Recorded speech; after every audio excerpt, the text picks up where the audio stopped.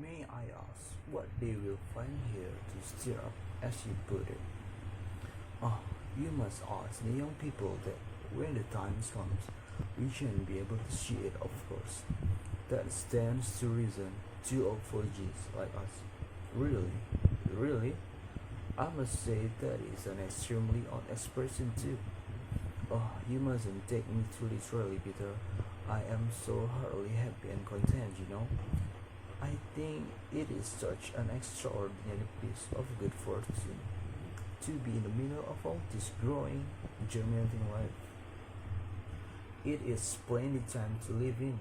It is as if a whole new world were being created around us. Do you really think so? Oh, naturally you can appreciate it as keenly as I. You have lived all your life in these surroundings, and your impressions have been blended. But I, who have been buried all these years, in my little corner up north, almost without ever seeing a stranger who might bring new ideas with him. Well, in my case, it has just the same effect, as if I had been transported into the middle of a crowded city. Oh, a city? I know. It is all cramped enough here, compared with many other places, but there is life here. There is promise. There are innumerable things to work for and fight for. And that is the main thing. Catherine, has the postman been here? No, sir. And then to be comfortably off, Peter.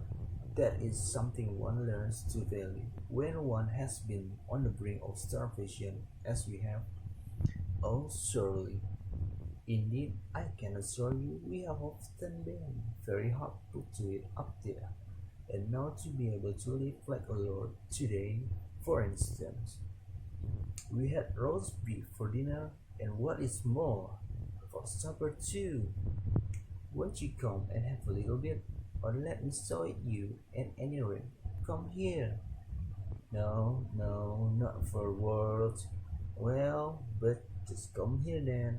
Do you see we have got a table cover? Yes, I know, you see. And we have got a lampshade too. Do you see? Oh, out of children's savings. It makes the room so cozy. Don't you think so? Just stand here for a moment. No, no, not there. Just here. That's it. Look now. When we get the legs on it all together, I really think it looks very nice, doesn't it?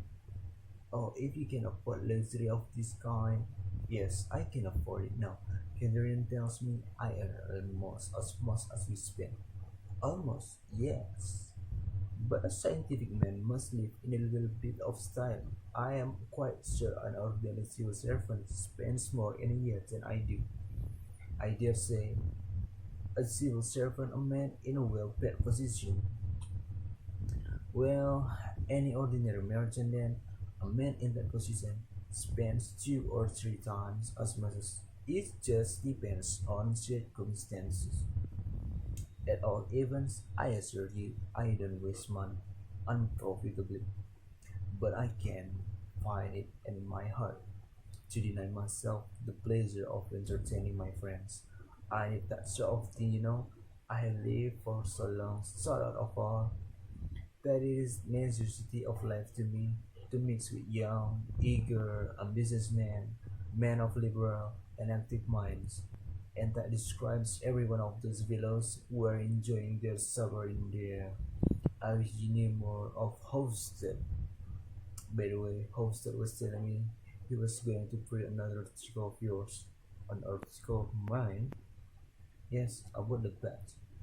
An article you wrote in this window. Oh, that one.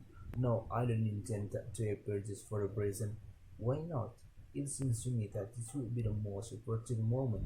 Yes, very likely, under normal conditions.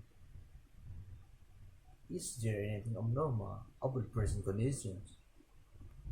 To tell you the truth, Peter, I can't say just at this moment.